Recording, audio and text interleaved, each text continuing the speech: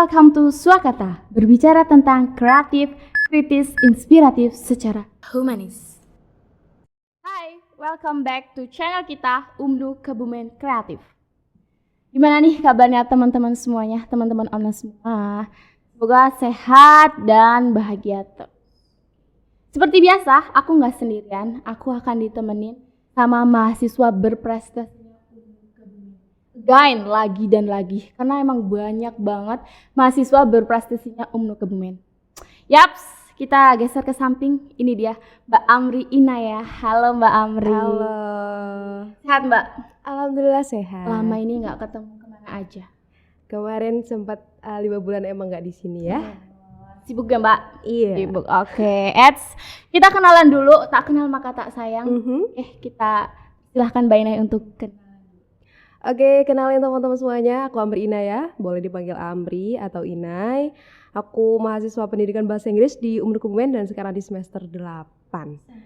Iya. Selesai ya Mbak ya? Iya, lagi skripsian. Doain ya teman-teman semuanya. Amin, lancar. Amin. Oke, tempat tanggal lahir 18 November 2000. Sekarang umurnya berapa? 22 tahun menuju 23. Udah lumayan tua ya. Tapi kelihatan muda dan tetap cantik. Vibes-nya tuh yang multi talent. Kita aminin aja. Amin. Alamatnya nih Mbak? Aku asli dari Kebumen, tempat tinggalnya di Pandanlor, Klirong, Kabupaten Kebumen, di daerah selatan. Anak Kisik bilangnya. Yes, anak Kisik. Karena deket sama pantai. Sering main ke pantai nggak Mbak? Lumayan sering. Tapi nggak hitam ya? Karena sekarang jarang ya. Oke guys, kita bacain CV-nya Mbak Inai nih. Pendidikannya Mbak Inai dulu tuh MTS Negeri 5 Kebumen 2012-2015. Terus di SMK Ma'arif. SMK Ma'arif 1 Kebumen 2015 sampai 2018. D1 Genta English Course Pare Kediri 2018-2019. Aku orang Kediri loh Mbak. Oh, ternyata orang Kedirinya. Kemarin nggak main ke rumahku. Enggak, kan belum kenal kita ya. Oh iya bener juga. S1 Universitas Ma'arif Nahdlatul Ulama Kebumen 2019 sampai sekarang. Prestasinya Mbak Inai banyak banget ini guys, aku bacanya satu-satu ya. Juara 3 festival band SMA, SMK, MA Kabupaten Kebumen 2017. Nilai UNBK terbaik guys. SMK Ma'arif 1 Kebumen 2018 luar biasa. The Best Speakers of English Speech Contest at Genta 2018. Yes.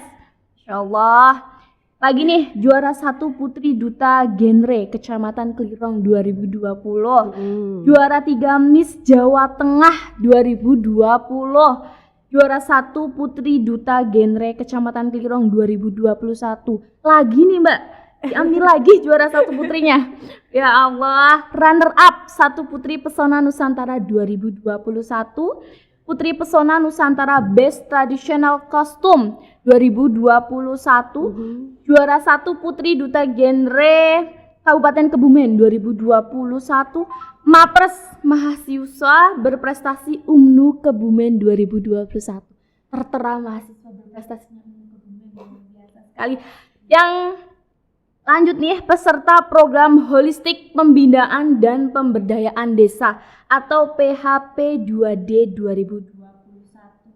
Dan ini ada juga magang dan studi independent batch 3. Iya, betul sekali. Prestasinya luar biasa sekali Mbak ini. Alhamdulillah. Ini baru dibacain satu-satu ini udah menginspirasi, apalagi nanti kalau ceritain pengalamannya.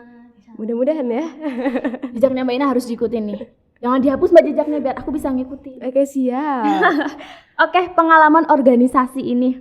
2018-2019 BEM Genta Diploma. BEM 2019 sampai sekarang Mapala Matajala UMNU Kebumen. Mbak, aku juga Matajala loh. Iya. Tapi Mbak Ina nggak pernah kelihatan. Mohon maaf ya teman-teman ya, karena saya udah demis ya. dulu aku ceritain ya, Matajala itu, aku ikut Matajala itu gara-gara aku lihat Mbak Inai. Cantik, tapi dia mau main di alam, luar biasa. Cantik, berprestasi, mau di alam. Salah satunya. Dulu di UKM masuknya divisi apa nih Mbak? selama 2 tahun kepengurusan selalu di Badan Diklat. Badan Diklat Badik berarti ya. Namanya, jadi yang ngurusin nanti Pradiksar, Diksar, Dikjud sampai penetapan itu. Ya begitulah ya. Sekarang saya mbak yang masuk di Alhamdulillah capek ya. ternyata. Tapi seru banget emang. Oke. Di Mapala sendiri Mbak Inai pernah kegiatan apa aja sih yang mungkin berkesan banget nih? Yang paling berkesan itu lebih ke kegiatan Diksarnya sih, karena emang itu awal-awal banget kan kegiatan bareng sama teman-teman. Dan kayak beneran nemuin keluarga, karena selama di alam kan kita bener-bener belajar bagaimana cara kita survive atau bertahan ya dengan kegiatan survival dan semacamnya. Yap. Ya jadi dari kegiatan itu lebih kayak ke pokoknya sama teman-teman yang padahal kita tuh nggak kenal, tapi sampai yang kayak oh ini keluargaku loh gitu. Itu sih yang menurutku paling berkesan selama jadi Mapala tuh kayak gitu. Aku ngerasain banget. Alhamdulillah. Walaupun kita capek, tapi emang ada teman-teman dan keluarga-keluarga kita yang memang humble dan betul. capek bareng, seneng bareng, susah bareng. Betul. Terus nih ada 2019 sampai sekarang Himpunan Mahasiswa Bahasa Inggris UMNU Kebumen. Berarti aktif di HIMA ya Mbak? Betul. Oke, kalau di HIMA Mbak masuknya divisi apa nih? Beda-beda sih, kayaknya waktu itu seingatku ke badan apa ya, keilmuan gitulah pokoknya, yang kita harus kayak punya project nanti HIMA ini mau diisi kegiatan apa aja selama satu kepengurusan itu. Kayak contoh kayak semisal mau diisi kegiatan debat atau kayak speech dan lain sebagainya. Itu sih yang paling aku ingat sih yang itu ya. Yang satu periode lagi aku agak-agak lupa nih. Apa ya jadi apa ya aku lupa. Ya udah oke. 2020 sampai sekarang Karang Taruna Mandiri Desa Pandanlor. Desanya sering bikin kegiatan? Sering, kayak Agustusan kayak ya, gitu lah, sebagai macam. 2020 sampai sekarang Pusat Informasi dan Konseling Remaja PIKR. Ya. PIKR, oke, Sejiwa Desa Pandanlor. Konseling remaja ini Mbak. Apa di biasanya yang ditanyain remaja-remaja konseling? Lebih kita kayak pokoknya kalau ada temen curhat gitu ya, kita yang menampung dari mereka. Contoh nih, semisal remaja zaman sekarang kan kayaknya banyak permasalahan ya kayaknya ya. Afi merasakan sendiri ya. Ini sebenarnya banget ini. Kayak contoh permasalahan yang mereka hadapi kayak biasanya sih percintaan ya. Nah takutnya nih, mereka kan biasanya kalau masih remaja tuh wah sungkan ya mau cerita sama orang tua, malu sebagainya. Kan pasti biasanya mereka tuh nyari teman sebayanya. Nah takutnya kalau mereka cerita sama temennya yang nggak pas gitu, malah takutnya ke arah hal-hal yang negatif. Jadi adanya PIKR untuk menampung mereka. Oh sinilah kalau kalian mau bercerita, nanti kita kasih solusinya, kita kasih kegiatan-kegiatan yang positif di dalamnya kayak gitu. Contoh kegiatannya itu ada kita membatik bersama bareng-bareng para remaja, itu sih salah satu contoh kegiatannya. Lebih banyak ke masalah percintaan Mbak berarti? Enggak juga sih, ada life skill, terus bagaimana merencanakan kehidupan untuk kedepannya. Contoh nih, kita kan sekarang masih di level pendidikan ya. Jadi tahap perencanaan itu yang pertama ada pendidikan dulu, setelah itu kita akan merencanakan untuk bekerja atau pokoknya finansial ya. Setelah kita tahu oh kayaknya finansial kita udah cukup nih, jadi ke arah kehidupan berkeluarga. Nah habis kita nikah mau ngapain lagi gitu kan. Nah yang terakhir itu bermasyarakat. Jadi meskipun udah nikah ya alangkah baiknya kan kita makhluk sosial, jadi harus bermasyarakat. Begitu tahapan perencanaannya. Begitu. Luar biasa. Bu, saya kira hanya hubungan cinta enggak gitu. dong. Itu bimbingan konseling atau dokter cinta malah kayak gitu. Oke, terus ada juga 2022 sampai sekarang Forum Genre Kebumen, Kadif PSDM. Apa nih Mbak Kadif PSDM? Lebih ke kita pengembangan sumber daya manusia. Jadi emang PIKR sama Forum Genre itu mereka kayak satu kesatuan sebenarnya. Kalau PIKR itu biasanya yang ada di desa-desa atau kecamatan, tapi Forum Genre ini yang lebih pusatnya, dia di Kabupaten Kebumen kayak gitu. Sama aja nanti menampung dari PIKR ini, misalnya oh Kak, PIKR saya punya permasalahan begini, atau kayak PIKR saya nggak jalan Kak, harus gimana? Nah itu mereka mengadu ke Forum Genre, jadi nanti yang ngasih solusi. Tapi kalau untuk PSDM sendiri kita lebih ke nantinya anak-anak ini mau kita kasih skill apa ya untuk kedepannya, lebih ke situ kalau untuk PSDM. Ya, generasi berencana. Masya Allah, oke. Dengar informasi nih Mbak Inai. Kalau Mbak Inai ini ikut program Kampus Merdeka. Ya. yang kita baca Kampus Merdeka itu emang banyak banget program. Betul. Kalau Mbak Ina sendiri ikut program yang mana? Sebenarnya ya awal-awalnya tuh aku daftar kampus mengajar. Ini awal-awalnya aku ceritain dulu. Karena waktu itu aku sempat melihat beberapa temanku ikut kampus mengajar, terus aku pengen, terus aku daftar dan aslinya udah lolos administrasi, udah survei kebinekaan juga. Tapi pas Apa pengumuman ya, pas pengumuman itu aku nggak lolos, belum lolos. Nah, aku sempat shock sebenarnya karena kan di situ ada poin kalau misalnya kita punya pengalaman mengajar, akan ada poin plus gitu. Itu tuh aku ada melampirkan surat itu. Kok kenapa nggak lolos gitu? Terus aku cek di grup di Telegram, ternyata teman-teman tuh banyak yang bahas, Kak, yang keterima itu CV-nya kayak gimana gitu. Aku mikir, loh kok ada CV? CV dari mana ini gitu. Akhirnya aku cek website, ternyata aku nggak submit CV sama KTP, padahal itu gede banget tulisannya wajib. Ternyata aku nggak submit ya. Udah gede tulisannya wajib? Iya, karena awalnya itu di Instagramnya kampus mengajar, persyaratannya itu nggak ada CV sama KTP, tapi kan kayak website itu emang ada tulisnya akan selalu diupdate. Nah, karena waktu itu lagi fokus kegiatan, jadi kayak udah nunggu pengumuman aja. Ya ternyata agak teledor waktu itu. Akhirnya. Padahal dia cuma CV aja ya Mbak? CV sama KTP, iya. Tapi karena wajib. Oke, setelah nggak lolos nih ya dari kampus mengajar kan masih kayak ngerasa kok nggak lolos. Akhirnya aku baca ada program yang namanya MSIB nih, magang dan studi independen bersertifikat. Tapi aku apply di bagian, aku dua-duanya ding. Aku apply di magang sama independen. Awalnya tuh kayak udah pede banget nih, cuma daftar studi independen aja din, lolos nih kayaknya nih. Aduh, emang terlalu pede tuh juga nggak bagus ya teman-teman ya. Jadi waktu itu udah daftar, ternyata lolos seleksi administrasi, terus ada tes kan. Agak teledor juga nih. Untuk sinyalnya tuh waktu itu pas aku ngerjain di rumah, servernya down dan kita harus mengerjakan 100 berapa soal dalam waktu cuma berapa menit, dan aku cuma baru ngerjain kayaknya baru 30-an dari 100-an. Kan kayak udah langsung pesimis. Ini pasti udah gak lolos. Nah, makanya waktu itu terus apply di magang. Gitu. Aku magang daftar sekitar 3 mitra. Itu masih dikit loh. Ternyata teman-temanku tuh kalau daftar ada yang 20 mitra, 18. Ya Karim. Aku aja daftar 3 doang.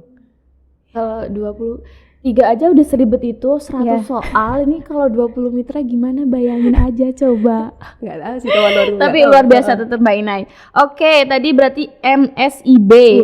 Cerita awalnya mendaftar MSIB dan batch keberapa Mbak Inai? Waktu itu aku batch 3. Batch 3. Awal-awalnya sih sebenarnya karena tadi ya gagal di kampus mengajar, pokoknya aku harus berhasil di yang program lain nih. Optimis sekali ya Mbak Inai.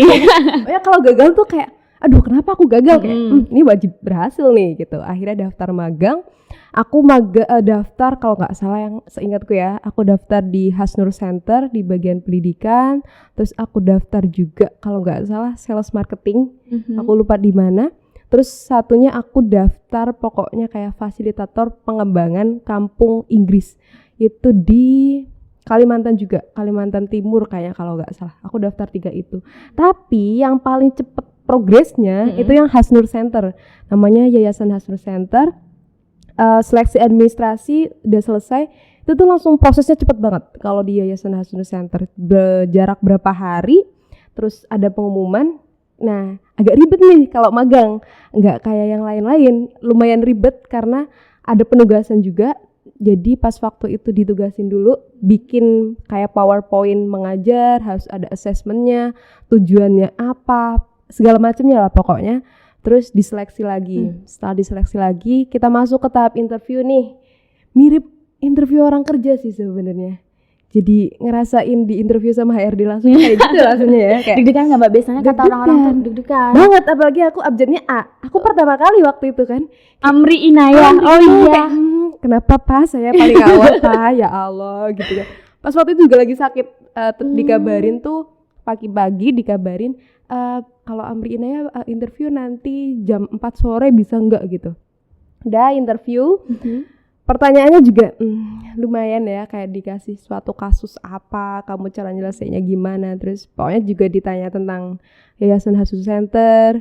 Dan aku tuh sebenarnya nggak baca sama sekali di hari itu. Aku cuma baca pas waktu aku daftar. Jadi udah sekian lama, ya udah yang setahu aku aja aku omongin. Sempet nggak pede karena kan teman-teman setelah aku otomatis dia jawabnya akan lebih detail, lebih pede. Tapi akhirnya alhamdulillah dapat pengumuman dan lolos. Yeay. Seneng banget pastinya Mbak, deg-degan terus lolos, luar biasa kayak pecah gitu rasa deg-degannya. Lebih ke terkejut aku. Terkejut banget terkejut ya. Oke. Batch ketiga, ke batch betul. ketiga. Oke, persiapan nih Mbak, pasti persiapannya banyak banget. Yes, Apa aja sih persiapannya ikut MSIB ya ampun maaf ya.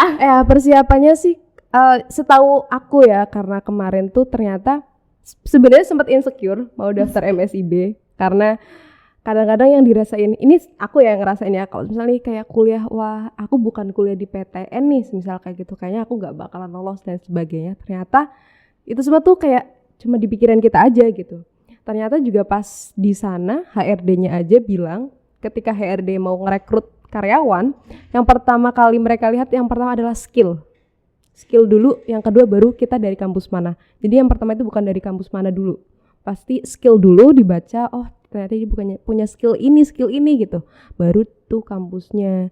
Jadi yang disiapin ya otomatis karena aku ngambilnya di bagian pre-service teacher, ngajar, aku langsung baca-baca lagi tuh materi-materi ya, karena udah sekian lama nggak terlalu baca materi bahasa Inggris, ketutup, baca-baca lagi, terus menambah kayak skill ngajar juga, public speaking, skill komunikasinya gimana, terus kayak sering berandai-andai sih, karena kan kalau kita ngajar siswa kan sifatnya macam-macam dan kita nggak tahu apa yang akan terjadi di dalam kelas itu kan seperti apa. Lebih kayak persiapan, misalnya nih aku buat materi ini, kayak lebih ke persiapan, kira-kira nanti siswa tuh bakal tanya apa ya, aku bisa jawab nggak ya, Kita ngebayangin sebelum masuk kelas kita mempersiapkan. Betul. Kayak takutnya, wah anak magang ditanya nggak bisa, apalagi muridnya pinter-pinter kan, kayak aduh tambah insecure nanti saya. Jadi lebih kayak ke persiapan secara teknisnya aja sih di lapangan seperti apa. Kalau untuk daftarnya sih otomatis ada administrasi dan lain-lain sih kayak gitu. Insecure emang sekarang ini nggak cuma cantik aja, tapi makin dewasa tuh insecure-nya ke intelektual. Teman-teman yang jago public speaking kayak aku gini-gini aja. Gitu, luar biasa. Tadi aku juga ngambil yang kita nggak usah insecure sama kampus kita, karena kampus kita juga akan memunculkan mahasiswa berprestasi seperti Mbak Ina ini, luar biasa. Amin. Oke, lokasi penempatan MSIB-nya nih Mbak, dan posisinya sebagai apa dan berapa lama? Oke. Lokasinya lumayan jauh ya teman-teman, nggak di Jawa tapi di Banjarmasin, Kalimantan Selatan. Untuk lamanya 5 bulan, tapi kita untuk bulan kayak setengah bulannya itu kita online, karena waktu itu kan juga lumayan mendadak untuk onboardingnya. Jadi setengah bulan kita online dulu, dan posisi aku di pre-service teacher. Awalnya itu aku cuma expect paling di sana sampai ngajar selesai gitu ya. Ternyata enggak.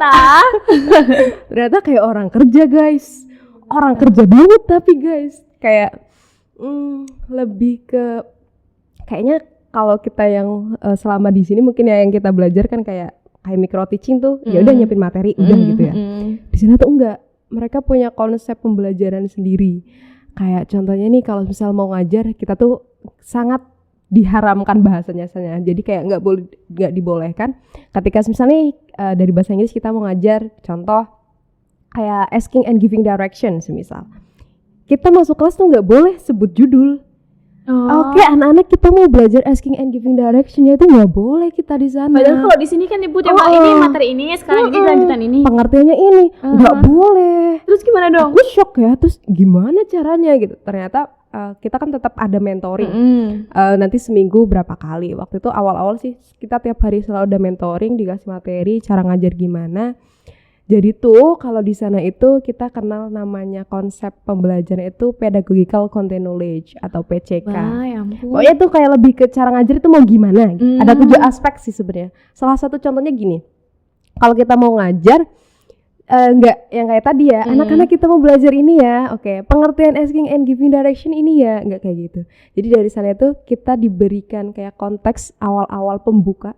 Jadi kata dari sana itu untuk menarik minat siswa itu dalam hitungan awal-awal menit aja. Kalau mereka dari awal udah bosen ya udah wassalam, itu pembelajaran nggak akan masuk ke otak mereka, kata dari sana kayak gitu. Jadi kalau misal kita mau ngajar, contoh nih di awal-awal mau ngajar asking and giving direction, kita kasih gambar. Contoh nih kita kasih gambar kayak rute-rute peta. Oke, anak-anak pernah nggak kalian pakai peta yang seperti ini, atau kayak pernah nggak, atau kayak melihat peta-peta kayak gini, kayak gitu kan. Misalnya mereka ada yang jawab kan, ada yang oh pernah miss, atau enggak pernah, kayak gitu. Nanti ditanya lagi, nah gimana nih kalau Google Maps? Kayaknya kan sekarang kayaknya lebih banyak orang pakai Google Maps ya daripada yang peta yang rute-rute kayak gitu.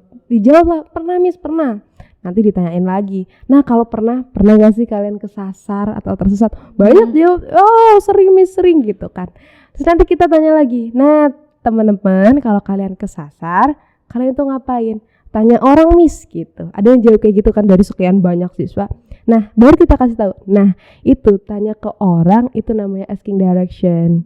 Jadi kita nggak ngasih tahu dari awal. Ada teka-tekinya gitu ya? Iya, karena kata dari sana itu kalau misal kita dari awal cuma menanyakan, teman-teman ada yang tahu apa itu asking and giving direction, takutnya nanti yang jawab itu ya yang pinter-pinter aja gitu.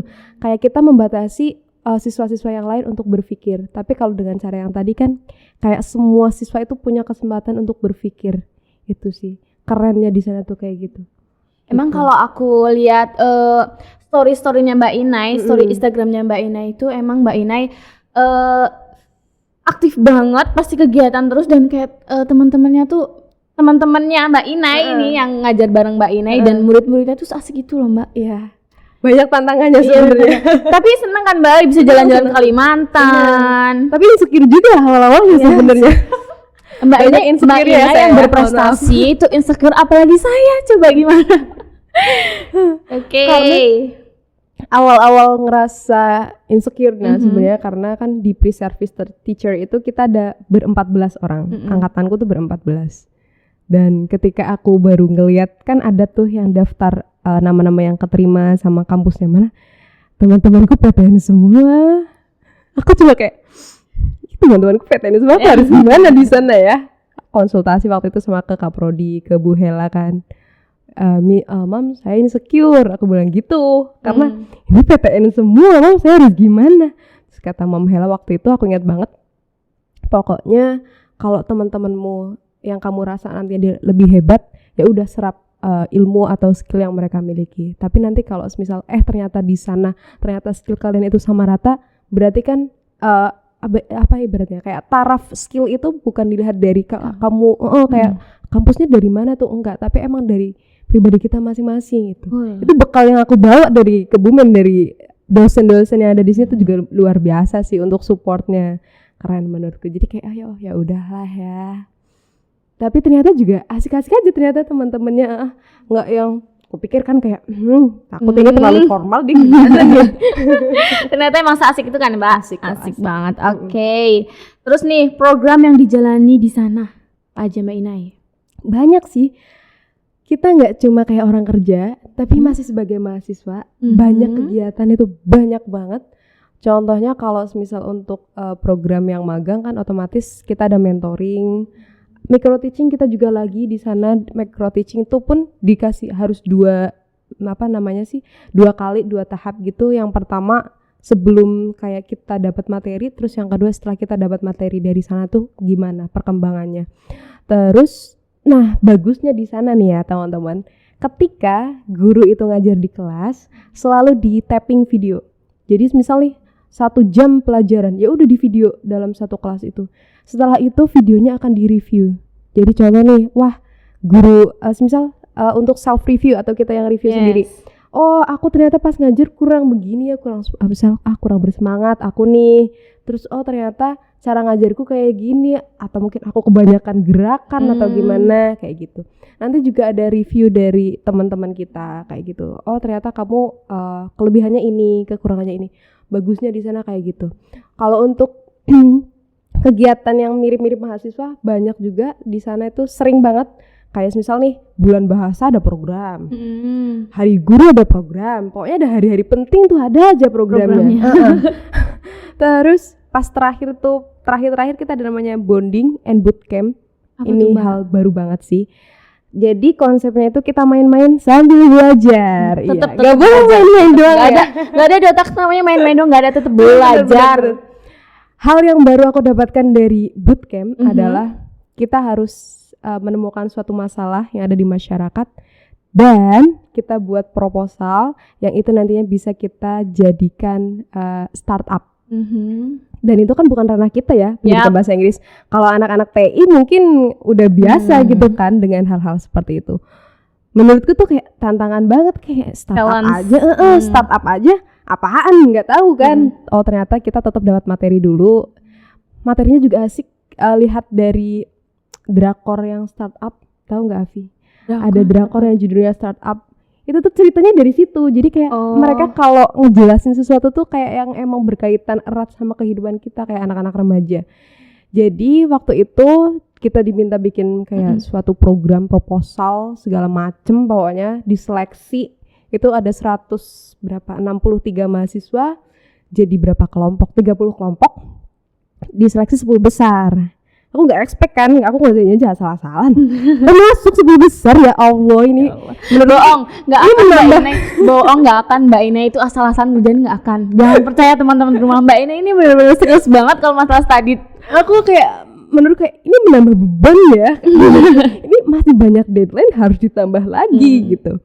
Sebenarnya waktu itu tuh aku ngambil permasalahan tuh dari temenku sendiri. Dia bilang gini, suka mengulik masalah. Ya, dia bilang gini. Aku udah segede ini, tapi kata dia aku tuh kalau baca Al-Quran tuh aku belum lancar, kata dia gitu. Oh, masalahnya gitu. Ya udah aku jain aja tuh permasalahan, terus aku cari data-datanya. Ternyata aku nemu waktu itu judulnya itu punya aku pitch decknya AQSO, Al-Quran Learning Assistant, semacam aplikasi untuk belajar Al-Quran. Jadi nanti di situ akan ada menu cara baca Al-Quran gimana, tanda bacanya, kayak misal ada fathah kasroh kayak gitu. Terus kita ada materi yang tajwid kayak hukum nun sukun, ada hukum mim sukun. Aku kayak gitu. Aku yang simpel-simpel aja deh, yang emang real dari temanku. Terus aku cari datanya juga emang ternyata banyak yang belum bisa baca Al-Quran. Akhirnya aku pakai judul itu. Masuk 10 besar.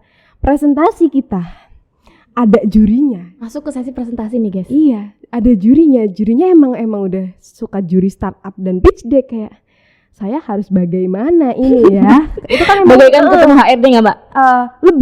Lebih. Itu udah nggak cuma satu nih HRD. Itu udah juri yang taraf-tarafnya udah tinggi. Kayak aduh, saya harus gimana gitu kan. Akhirnya presentasi waktu itu karena poinnya juga untungnya nih punya aku tuh temanya paling beda dari yang lain.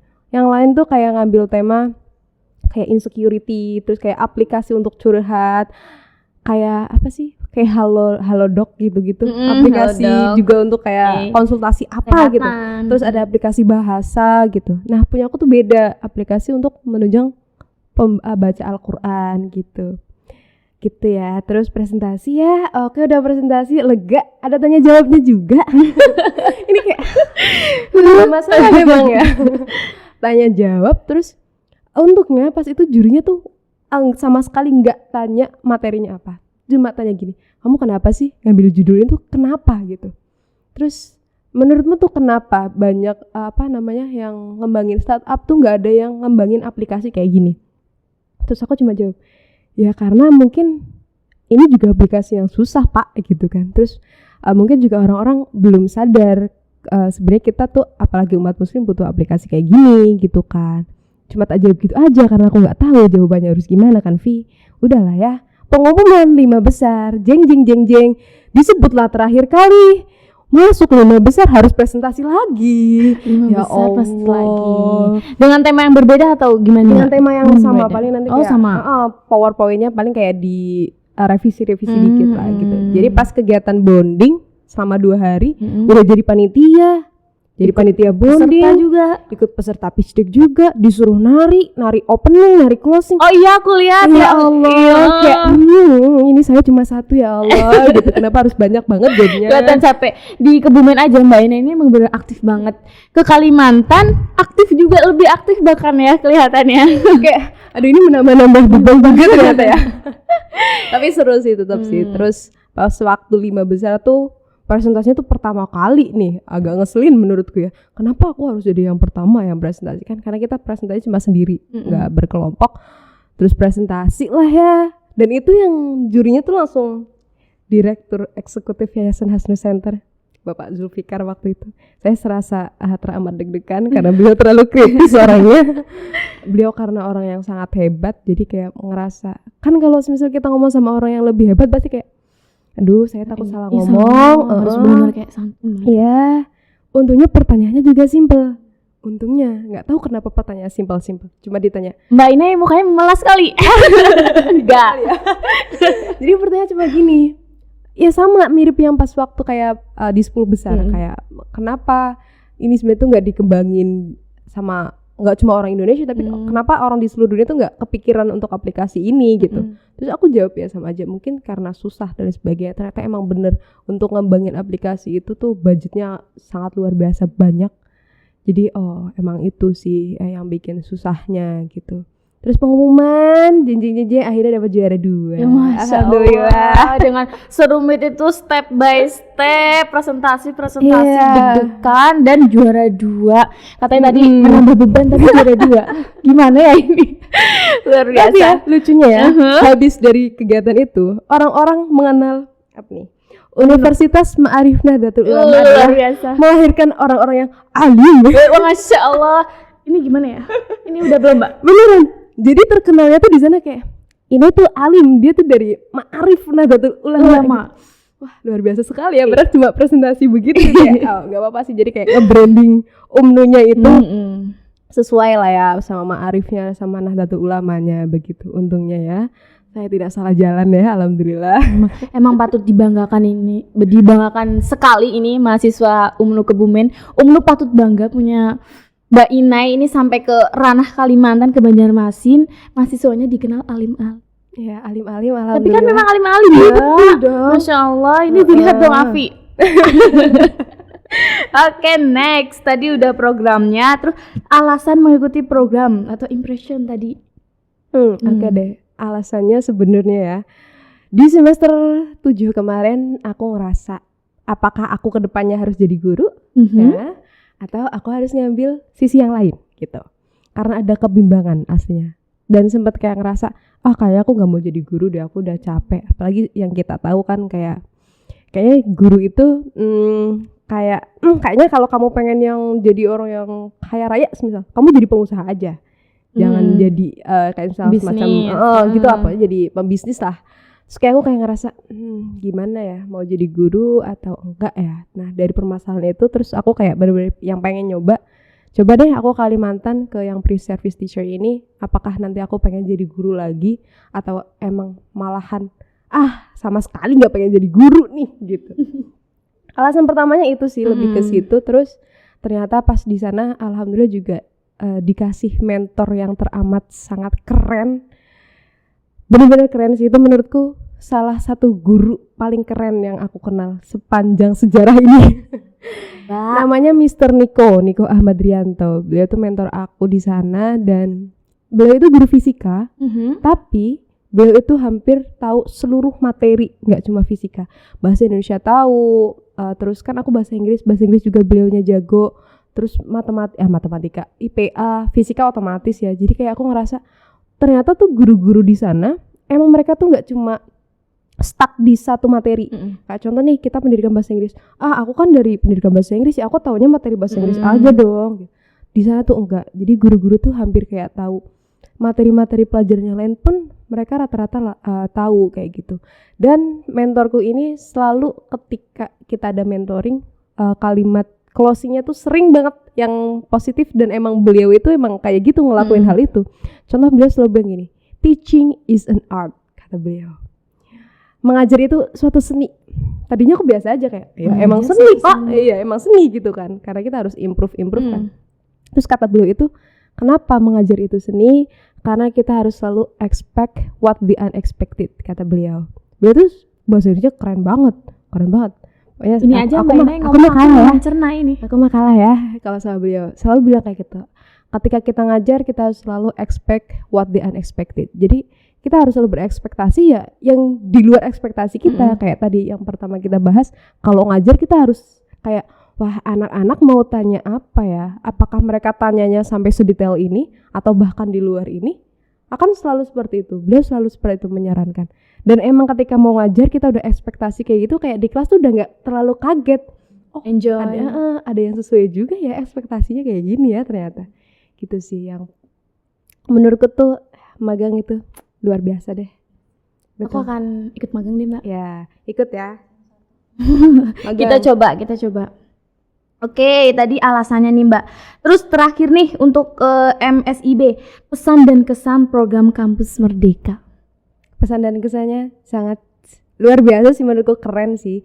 Magang, teman-teman juga review dari teman-teman yang batch 3, magang batch 3 itu yang ibaratnya tuh karena yang batch 1, batch 2 itu kan mungkin karena masih awal-awal ya, kayak pemerintah juga masih harus menyiapkan secara matang. Tapi kalau yang batch 3 ini dari segi administrasi, kayak contoh kayak tiket untuk keberangkatan kita, kepulangan kita itu emang udah rapih. Terus kayak kita kan juga kalau magang ada BBH, bantuan biaya hidup yang kita per bulan tuh ada uang sakunya teman-teman ya. Jangan salah, ikut magang nggak dapat apa-apa, jangan salah. Kita dapat ilmu. Boleh disebut nggak uang sakunya? Boleh sih, nggak apa-apa. Karena ini kan juga program pemerintah kan, buat promosi juga bagi teman-teman ya. Sok tuh Mbak. Kalau di batch 3 kemarin per bulannya 2.800.000 untuk uang saku. Uang saku. Itu uang saku ya. Nanti kalau yang program-program yang lain mungkin akan berbeda, tapi kalau magang emang segitu 2.800.000 per bulan. Jadi emang magang ini selain kita dapat uang saku, dapat pengalaman itu otomatis relasi. Relasi itu nggak cuma antar mahasiswa, tapi kita punya relasi ke tempat yang kita magang. Ya, betul. Dan yang terakhir itu yang paling enak adalah kita bisa direkrut menjadi karyawan. Iya. Mbak Inai rencana ke Banjarmasin lagi nggak? Oh tadi katanya Mbak Inai, apakah aku pengen jadi guru lagi atau apa? Terus gimana ini setelah ke Banjarmasin? Pengen jadi guru kah, pembisnis kah, apa jadi istrimu mungkin? Setelah dari sana lebih mantep sih, pengen jadi bener-bener kayaknya aku emang passionku jadi guru. Karena aku melihat di sana tuh, oh ternyata emang lingkungan sana keren sih. Di Yayasan Hasdrus Center tuh kayak kita tuh emang bener-bener dihargai. Terus selain itu juga skill kita selalu dikembangin. Guru-guru di sana itu wajib TOEFL dan IELTS. Jadi nggak cuma guru bahasa Inggris tapi seluruh guru. Ada TOEFL, IELTS, dan emang menurut itu akan mengembangkan skill kita kan otomatis. Itu sih yang menurutku kayak seneng banget ternyata ya menjadi guru di sana. Di sini juga seneng kok. Oke, terus nih Mbak, pesan kesannya untuk kampus kita tercinta. Pesan kesannya untuk kampus sih lebih ke pokoknya untuk kampus nih saran dulu deh ya. Untuk informasi-informasi semacam program-program dari Kampus Merdeka menurutku harus lebih ditekankan lagi. Pokoknya kalau misal ada kegiatan, ada PMM, ada MSIB, terus ada KM, terus sekarang juga ada IISMA dan lain sebagainya, menurutku sih harus perlu lebih digencarkan. Karena kadang kita sebagai mahasiswa tuh nggak semua mahasiswa itu pengen nyari tahu.